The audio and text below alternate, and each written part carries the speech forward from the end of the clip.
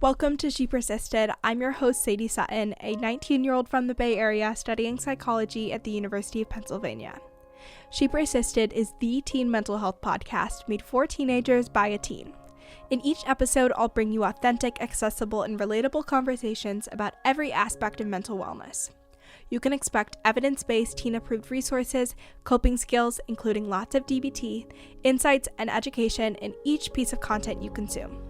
She Persisted offers you a safe space to feel validated and understood in your struggle, while encouraging you to take ownership of your journey and build your life worth living. So let's dive in.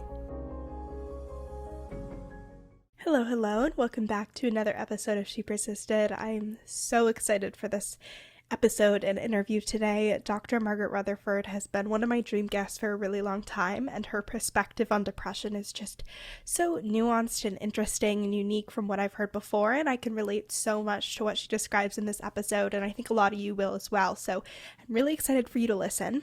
If you don't know who Dr. Rutherford is, she's a psychologist with 25 years of experience, an author of Perfectly Hidden Depression, and a podcast host. She hosts the Self-Work podcast, which has over 3 million downloads and is one of my go-to mental health podcast recommendations, so you should definitely check that out.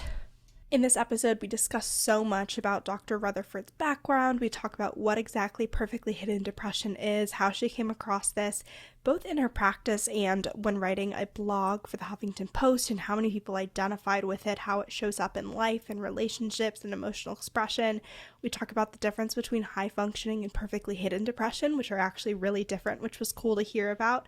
And there's just so many tips in here for how to navigate perfectionism and depression at the same time. So if you are struggling with depression or you know someone struggling, this conversation is going to provide a lot of wisdom, and I'm going to keep this introduction short and sweet because it's a school night. We're back to our normal college routine. I have 4 classes tomorrow. I just moved in a couple of days ago, and I'm really excited to get this episode up for you. So yeah, with that, as always, make sure you're subscribed, follow along on social media at She Persisted Podcast, leave a review. It helps the podcast so much. And yeah, thank you for listening, and let's dive in. Thank you so much for joining me today on She Persisted. I'm so excited to have you on the show. Sadie, thank you. And I don't know if anyone, I'm sure people have commented on the title of your podcast. I just love it. She Persisted. Aww. I think that's such an important idea, and one that you stress that it's a lot of work and you have to persist in that work, but that, it's something that mental healing can happen, emotional healing can happen. And I'm thrilled to be here, and thank you for having me. I love that you mentioned that. I started the podcast calling it Nevertheless, She Persisted, and it's because when I was going through my intensive treatment journey, and I was transferring from residential treatment to a therapeutic boarding school, and my parents were touring all these schools trying to figure out what would be a good fit, and they found this school in Montana, and they went by this little trinket shop in town and did all of these cheesy sayings and really funny t-shirts and mugs and magnets, and my dad found this shirt that said Nevertheless She Persisted, and he was so overwhelmed with emotion, and he was like, this just made me think of you and your journey and all that you've done in the past couple of months. And so at the therapeutic boarding school, our main communication was writing letters to each other. So every time we caught up or we got to talk, we would write P.S. Nevertheless, She Persisted. It's just kind of a reminder of that growth and that journey of where I'd come from and how much progress I'd made and to keep going. And so when I started the podcast, I was like, this has to be the name. I know it has political ties. What's synergy for one thing, and two, it's wonderful, and it says a lot about your understanding and the depth of your understanding of what needs to go on. So I'm anxious to talk with you more, and I get to have you on my podcast. I know, I'm so excited. So, yeah, this is great. So I'd love to hear a little bit about your background before we dive into exactly what perfectly hidden depression is and your advice for listeners who are seeing signs of that or struggling with that in their lives. So Tell me about how you became a therapist, how you started the Self-Work podcast, and how you started observing perfectly hidden depression in your practice. Well, I didn't have necessarily a very direct route to becoming a psychologist. In fact, somewhat circuitous, as they would say. That's a fancy word for this early in the morning. I was actually a jingle and a nightclub singer in my 20s. Wow. I was living in Dallas and I sang advertisements for radio and television in the daytime. And then I had a group at night that we played a lot. I mean, we were a little jazz group. I tried rock and roll and I was terrible. Mm-hmm. But what I learned in that profession was that although I adored singing, it having it as what I did with my life for a living was kind of ruining it for me almost. And my personality was changing and I didn't like how it was changing. And so I had begun volunteering at the Battered Women's Shelter in Dallas. And I learned about, I wasn't even a psychology major in college.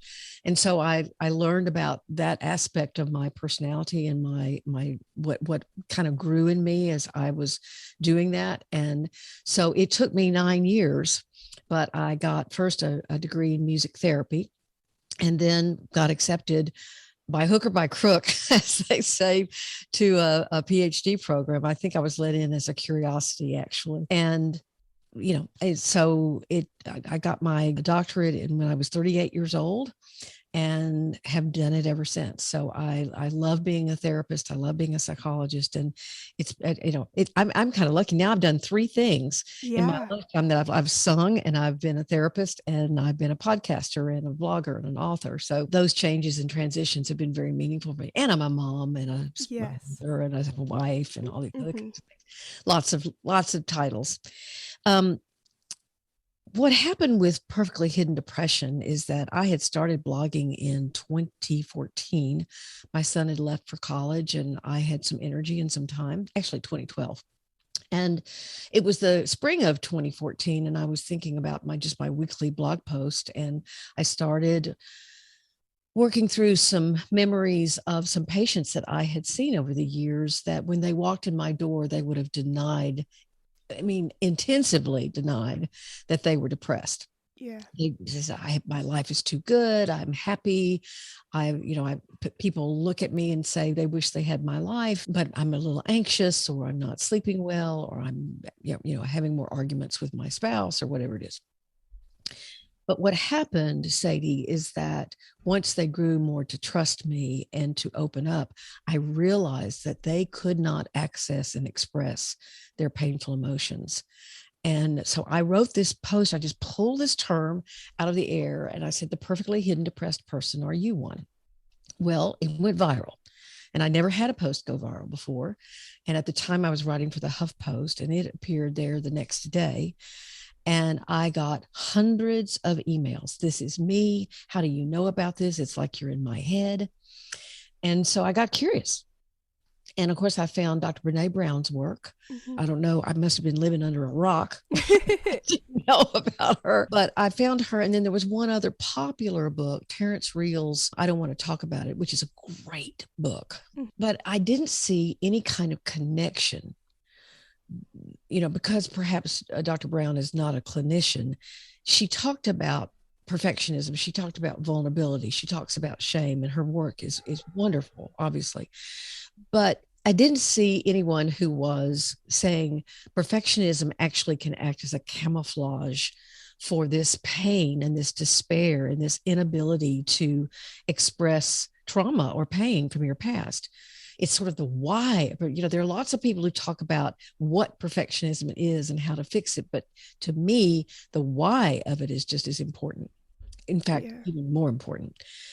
So, basically, Sadie, I said, well, if it's not out there and I think it should be created, then I'm going to have the moxie to create it myself.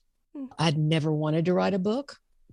I had no aspirations to do so, but I thought, okay, maybe this is what I'm supposed to do. So obviously that was a long road. I'm a psychologist in Arkansas. I'm not at Harvard or Stanford or anything like that. And I didn't even have much of a following. In fact, the podcast got started because I was trying to do something I really enjoyed doing, which was getting back in front of a microphone. That's kind of fun. Mm-hmm. But two, to get out this message about not only perfectly hidden depression, but some other misinformation that's out there, and trying to just introduce people to what therapy might really be like, and address some of this misinformation. Well, that's taken on a life of its own as well. Mm-hmm. Mm-hmm. So in 2019, we published the book. One of the problems with perfectionism, and when you said, some of my listeners out there might be thinking of themselves as perfectionists and identify with this, the problem is that most people view their perfectionism as a strength, and it is in many ways. Like type A, very organized, go Yeah. getter. Yeah. And there's constructive perfectionism for sure. There is perfectionism. In fact, I think I consider myself one. Mm. And so, but that is very process oriented, and that's it's fueled by generosity or creativity, or, just wanting to do good things and to make a difference and all that kind of thing.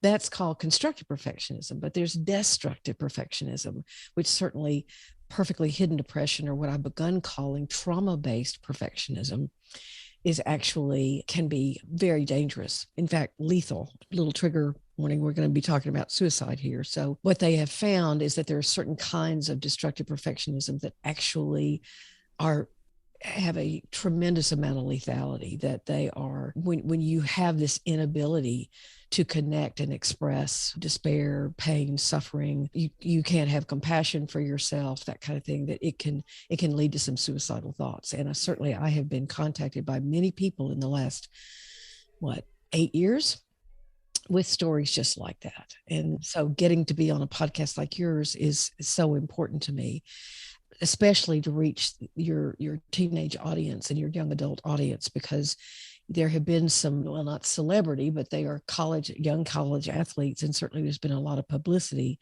about how these people who seem to have it all are killing themselves. And no one knows. Their parents are like, we never saw it coming. Everyone's so confused. Yeah.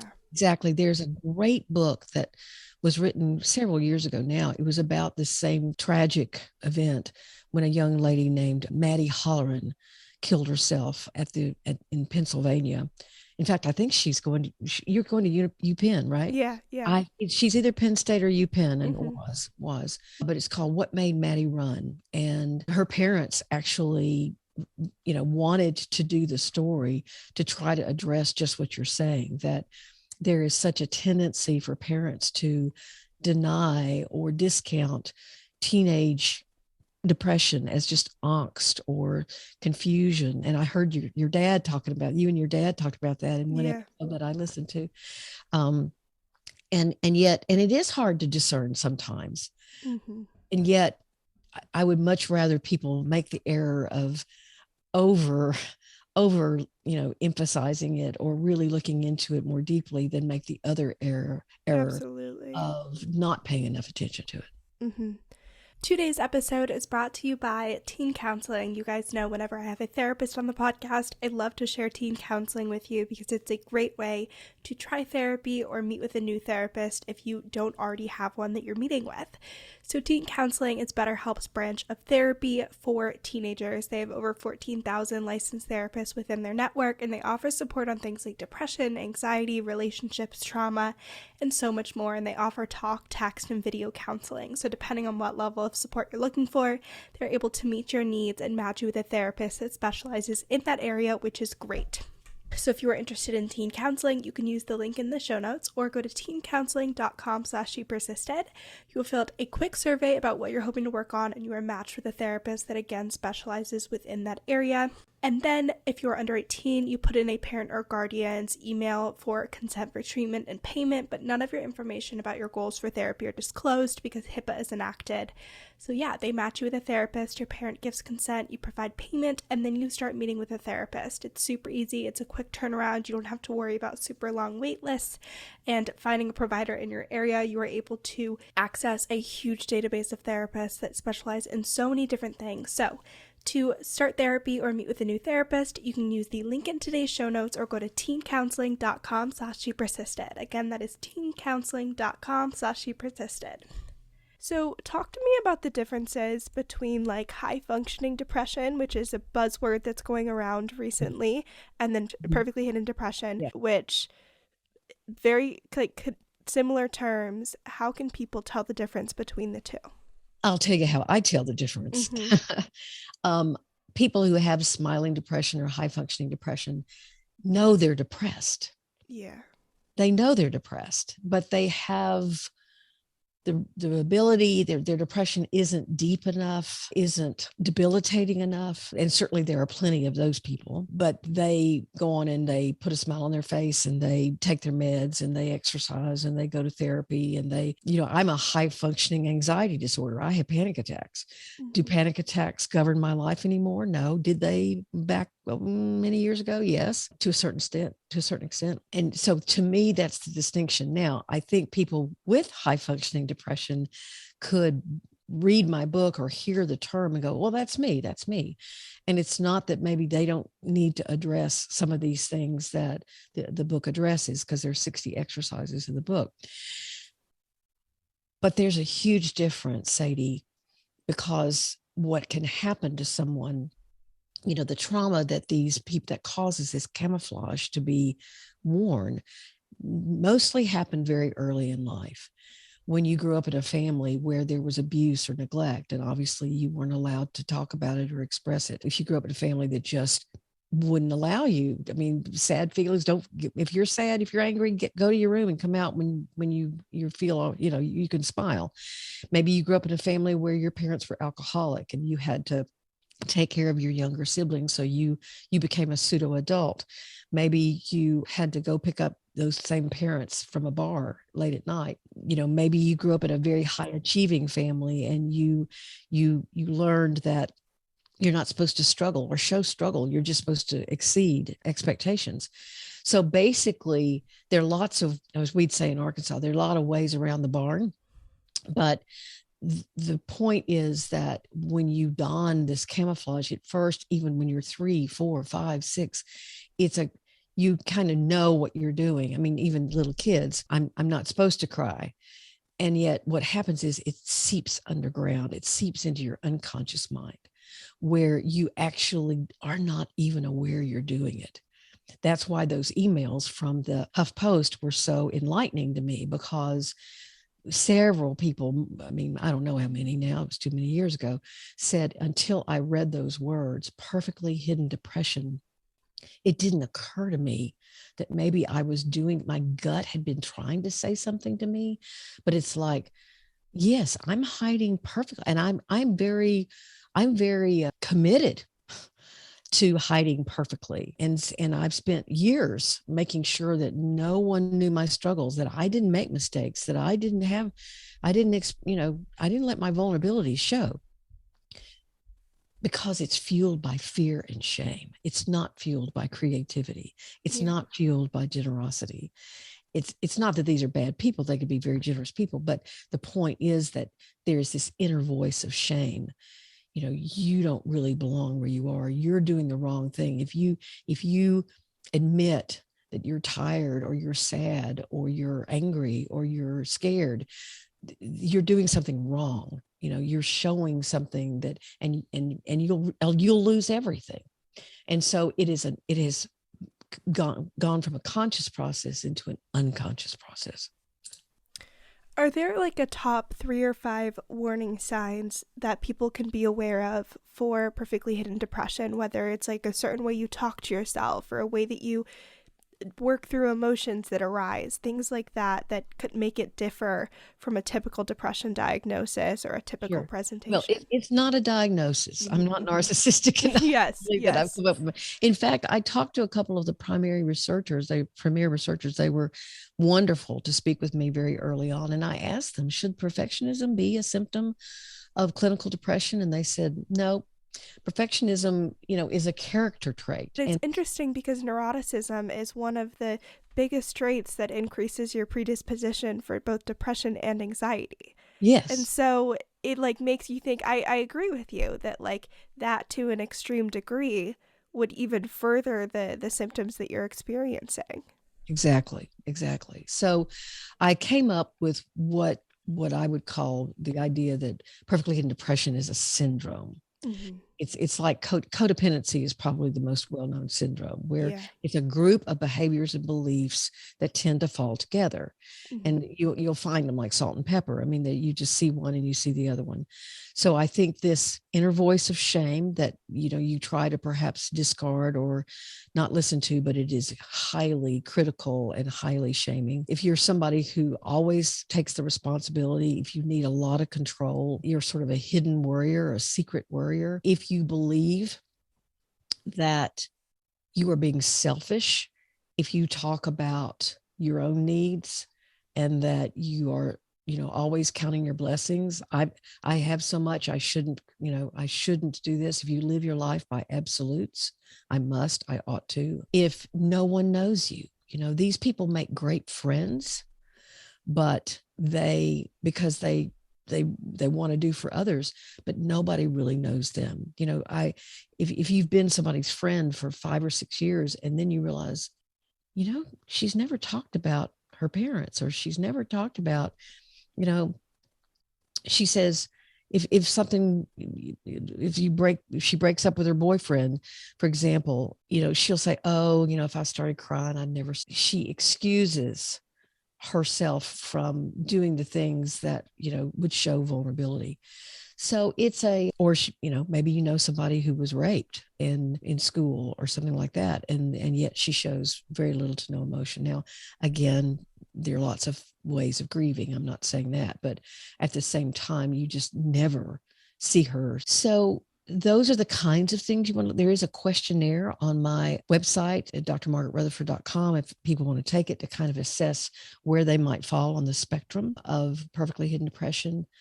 And the reason why I've started using the term trauma-based perfectionism is because what I have realized since I wrote the book is that trauma is that early trauma that is pushed away, discounted, what I call rigidly compartmentalized is the psychological term for it, repressed, that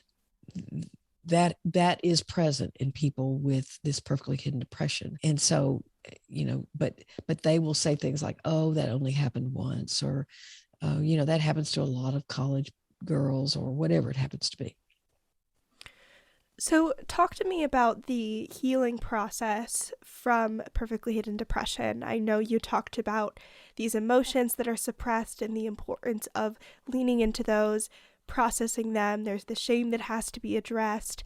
In the book, how do you advise people that feel they fit this syndrome navigate this? Great question. Great question. One of the things that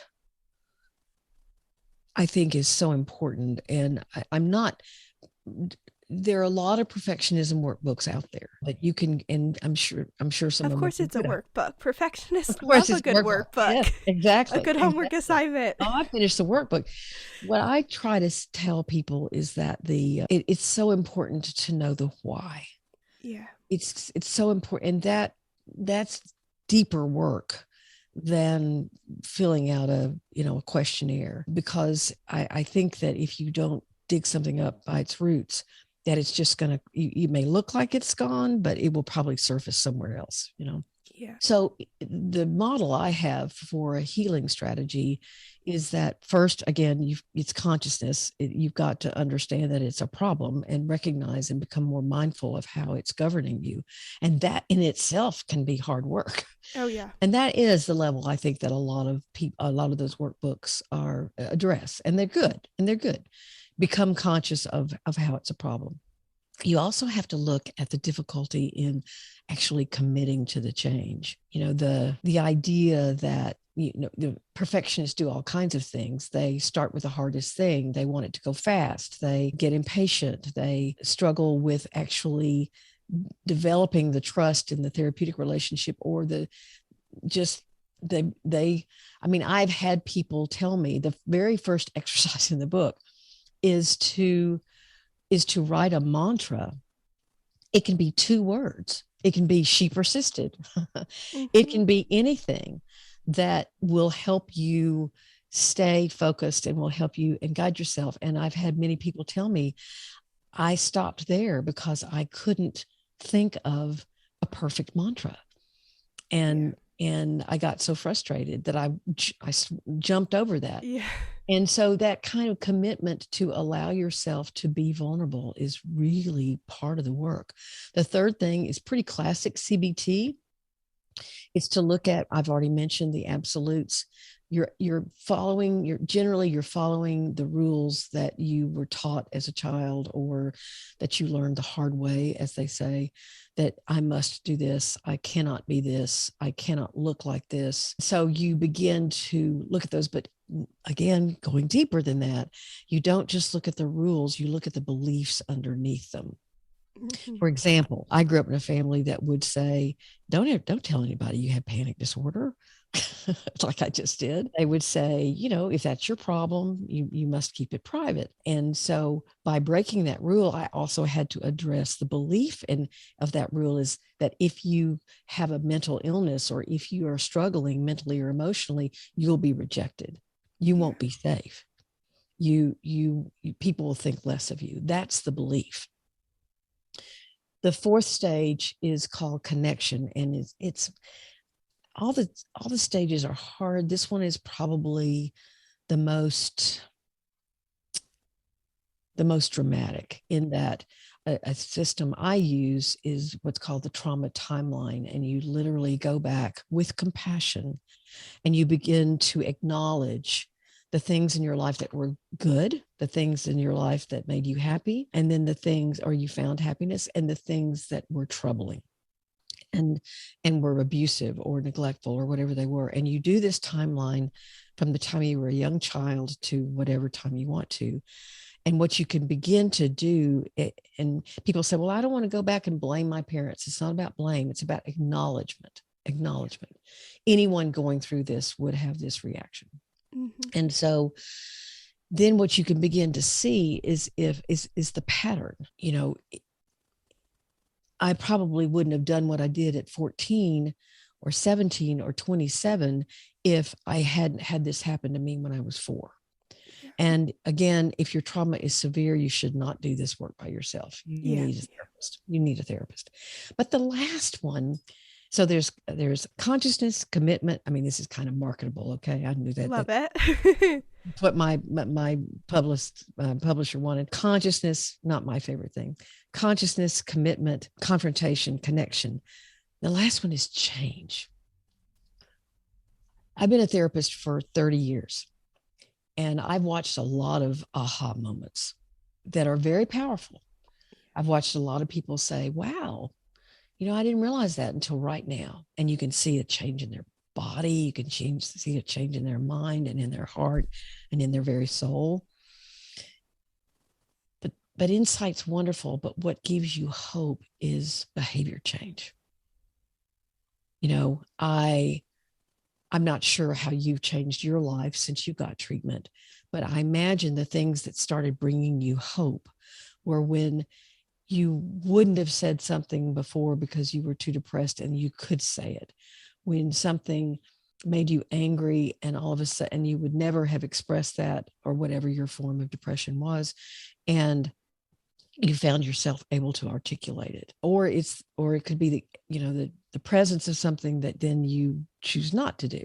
Mm-hmm. So it's when you see your life, your choices, your behavior changing, your thought patterns changing, that then you can say, wow, I'm really very hopeful about this. This is going to be a much better life. And, I think that if there is a concept, or if there's a way of being that is the antidote for this trauma-based perfectionism or perfectly hidden depression, it is self-acceptance. And how I define self-acceptance is that or you recognize, you realize, you own, whatever words we want to use, that your strengths do not define you any more than your vulnerabilities do, and vice versa. Mm-hmm. I've used the example that there are 3 letters after my name. I'm very proud of those 3 letters. I worked very hard for those 3 letters. It gives me the license to do something I love to do, and you're getting one, you want to get one. But I also have been married 3 times. And I had a very tumultuous 20s, decade or more, and I made a lot of mistakes. I had a lot of growing up to do. I've now been married for 32 years.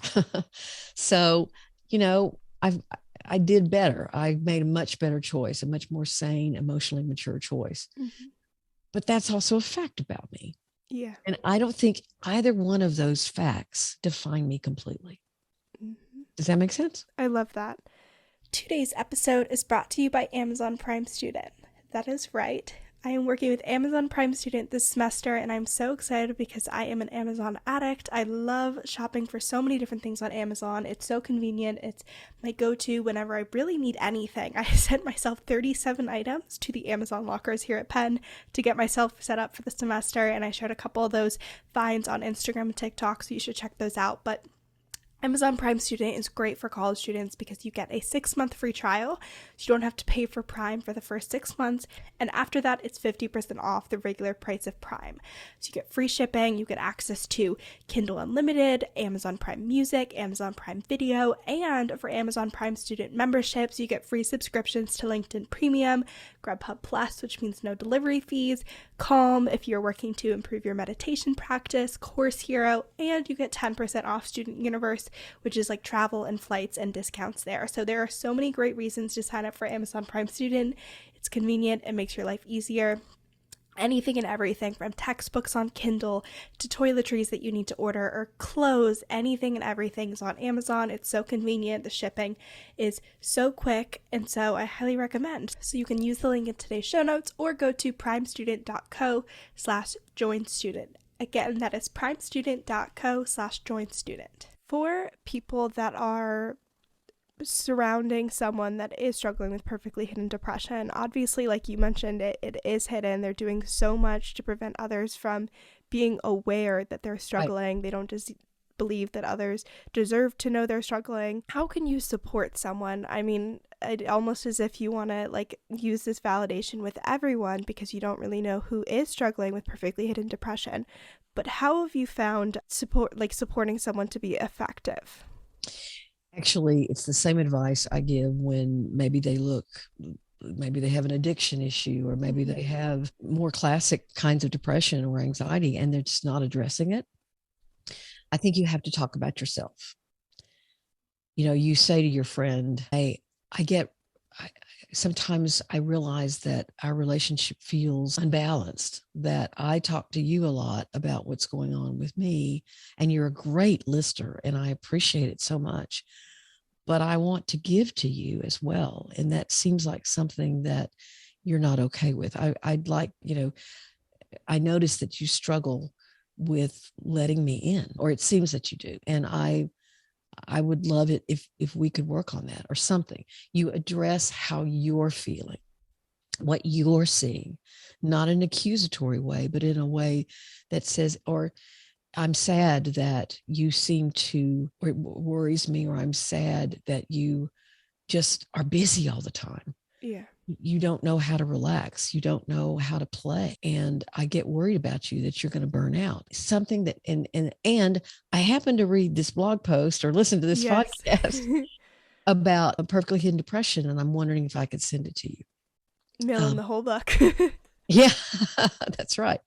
And so it's really an invitation to, in fact, one of the early exercises in the book, or they called them reflections, whatever, is to think of the one person there is in your life that you could risk opening up to a little bit. Mm-hmm. Often that's for someone with this kind of perfectionism, that could be someone who's an old friend, maybe doesn't even live in the same city, so you don't have to risk seeing them.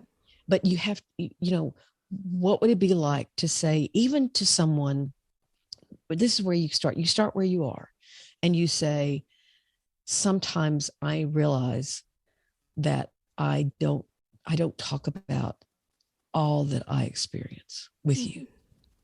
Yeah. I am scared to do that, or I don't know how to do that.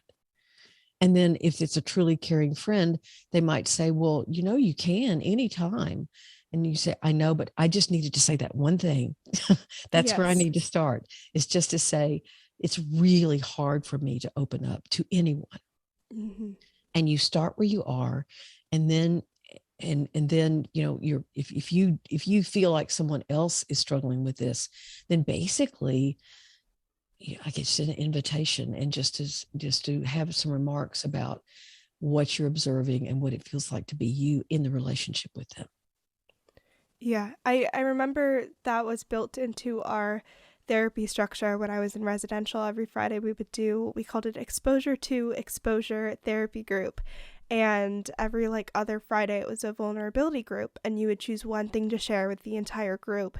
Right. Everyone like dreaded it all week. We would like avoid it. We would be like, what are we going to share? Because it had to be something that brought up this fear and these emotions, that you could work through them in a healthy way. And it was so effective in building that muscle of being vulnerable and asking for help and sharing something that was scary, and in that safe environment. And then you could translate it to your parents or friends at home. So it's extremely effective, and something that I still use today. If I'm like, I feel like I'm isolating a little bit more, it's feeling more scary to share things, I'm like, okay, gonna be more vulnerable intentionally and try and share these things so that I don't get to a point again where I'm so isolated. Exactly. Now, I will say that often people like this surround themselves with people like them.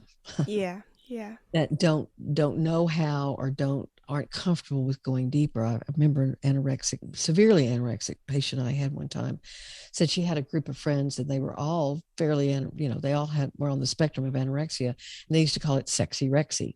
Oh goodness. And it's because, and so they would eat their lettuce leaf and laugh and go, oh, we're courting sexy, sexy Rexy today. And so you have to be careful, like the Instagram posts that are platforms that are all about validating anorexia. And so often people who are perfectionists are either drawn to people who want partners or friends who will take all the responsibility so they can underfunction and they can be under responsible, but they also may be attracted to other people who just kind of want to live on the surface. Mm-hmm. And so that's really finding that valued, as you said, a valued friend, or for your audience, a parent who you can open up to safely, and that has that capacity to listen to you, is very important. And that's why therapy can be very important. One of my real concerns, is that our mental health profession follows the DSM model, the Diagnostic and Statistical Manual of Mental Disorders, far too rigidly.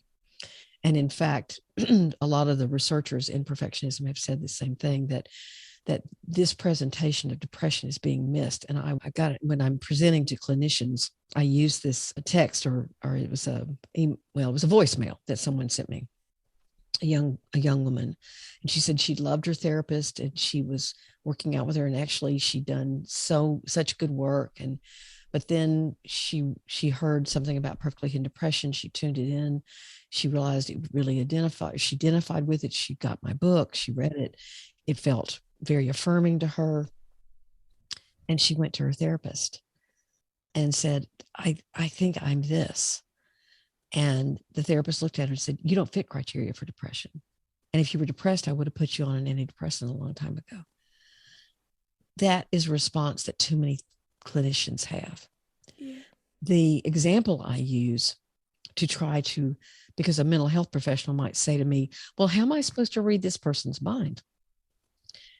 In cardiology, you're very young, so you don't remember this, but in cardiology, all the research was initially done with males, which is, a part of medicine. Now they're finally, and have for years been researching females. But females would go in and tell the cardiologist, I don't feel right. And they would ask them about their symptoms, and they were symptoms that men have. And they say, no, you don't have a heart attack. You're not going to have a heart attack. And sure enough, they'd have a heart attack. Mm-hmm. So it wasn't until they began researching and using studies with women that they began to understand that there was a different set of criteria they needed to look at. I think the mental health profession needs to do the same thing.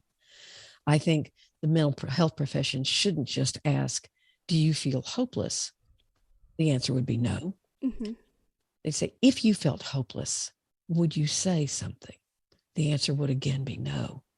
And you'd have a window into, or they might say, oh, of course I would. But it's like, you got to question that. Yeah. Your lived experience with them is that they don't talk about anything that's painful or vulnerable. So we're not asking the right questions. And so many of these people, I mean, the suicide rate is going up, and especially in teenagers and young adults. And a good many of those are perfectionists who didn't know how to ask for help. Yeah. And may not have gotten it when they did. If you could say one thing to someone that's listening that is currently struggling and is feeling seen, but they're not sure how to continue forward, they're like at the beginning of this process, what would you say? Again, another wonderful question. So they have found someone that they feel seen by, but they don't go forward. Okay. Well, if the person you feel seen by is a therapist, I think that just saying to them, and I've had patients say this to me, I'm not always going to be perfectly honest with you. I don't know how to be. I'm not lying to you, but I don't quite know how to talk about what I'm experiencing. Please be patient with me. This is hard for me. So I think that that's a good place to start. If it's a friend or something like that, I think that making sure that that person is not going to also help you discount it. Yeah. And so sometimes, I heard your own father, again, I'll reference him, say, I didn't understand that you could be depressed. I didn't understand that I needed to take this seriously. And just think about the person who doesn't look depressed. Yeah. And they try to talk to their parents and say, no, I'm struggling more than I'm letting you know. Well, you can talk to me, rather than saying, tell me what gets in your way. Go deeper, and be vulnerable yourself. So I think the steps they can be slow, but it is so important to allow yourself that camouflage, that armor that you've got around you, that it's kind of like the game of Jenga. You have to pull out a piece that's not going to make the whole thing tumble down. That's a really good analogy to use, that if I'm going to continue doing this, yes, I still have to feel like I'm not losing everything that I've accomplished, but at the same time, I've got to start taking out piece by piece and be patient with yourself. But it is such an important journey, such an important journey. I love that. For people to continue to utilize your resources, consume your content, where can they find you? My website has the creative name of drmargaretrutherford.com. Love it. The podcast is the Self-Work Podcast, and it's found everywhere. My book is called Perfectly Hidden Depression, and it's on Amazon, Barnes & Noble. Go to your local library, go pick it up at some local bookstore and give them some business. And you can email me at askdrmargaret@drmargaretrutherford.com, or leave me a voicemail on my website. You can do that as well. I'd be happy to hear from anyone. Awesome. Well, all of those will be linked in the show notes. Thank you so much for sitting down with me. I know this is going to help so many teenagers, and I think especially in the teenage demographic, when you don't feel seen by family members or doesn't feel safe to voice what you're feeling, I feel like this is something that's very prevalent. So I'm so glad we got to shed some light on this. I'm too, Sadie. Thank you. Of course. Thank you so much for listening to this week's episode of She Persisted. If you enjoyed, make sure to share with a friend or family member. It really helps out the podcast. And if you haven't already, leave a review on Apple Podcasts or Spotify. You can also make sure to follow along at She Persisted Podcast on both Instagram and TikTok, and check out all the bonus resources, content, and information on my website, shepersistedpodcast.com. Thanks for supporting, keep persisting, and I'll see you next week.